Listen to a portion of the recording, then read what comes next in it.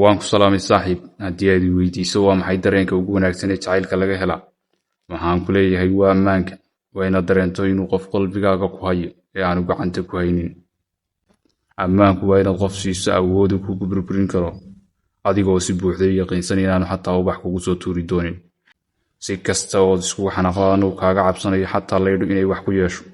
Si kasta oo aad isu dagaashaana aanad agtiisa dhayal ku noqonayn oo aanad hoosin ku dareemi doonin. Ammaanku waa inaad qof gacanta u geliso xogahaaga kuwa ugu qotada dheer ee lama taabtaanka ku ah, oo aad iskugu bandhigto sida buug kala furan oo horyaallo u akhriyo, adigoo haddana kalsooni buuxda ku qaba inuu sirahaaga u ilaalinayo sida indhihiisa oo kale.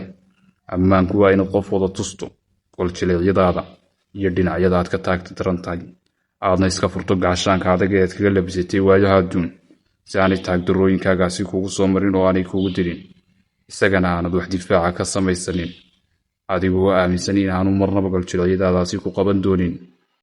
Nabarkaas ku dhaawacanna aanu marnaba kaa damqi doonin, taagdarrooyinkaaga oo dhanna inta uu asturo weliba dhowrayo. Ammaanku waa in aad qofka xogtaada wada siiso, adiga oo aan baqa ka qabin inuu maalin xogtaasi dib kuugu adeegsan doono. Waa inaad gacantaada u dhiibto, adiga oo aan sinaba uga warwarsanayn inuu marun sii dayn doono. Waa inaad ula hadasho sida aad naftaada ula hadasho oo kale, ee aanad isku hawlin inaad cudur daarato. Sababaha waxyaabaha aad samaynayso u fasho aanad u faahfaahin, sharax dheerna aanad isku hawlin, maadaama aad og tahay inuu si saxa kuu fahmayo, oo xataa haddii ay cabiraadaadu ku khiyaanto, isaga fahamkiisu aanu ku khiyaamaynin. oo haddii erayadaadu ay arlada qasaan oo ay wax daran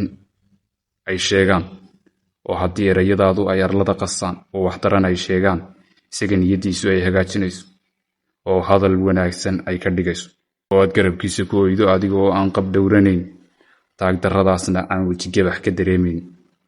Waad laabtiisa u eerato marka aad kala daadsan tahay, iyadoo aad si walba aad u yaqiinsan tahay inuu kaabis iyo dhaymo kuu samaynayo. Ammaanku waa inaad qofkaas agtiisa dareenadaada sida ay yihiin ugu noolaad, aad wax dhibsato, xanaaqdo, hinaasto, marmarna aad gooninimada jeclaysato, adigoo in dhammaan xaaladahaaga iyo dareenadaada uu kugu jeclaanayo.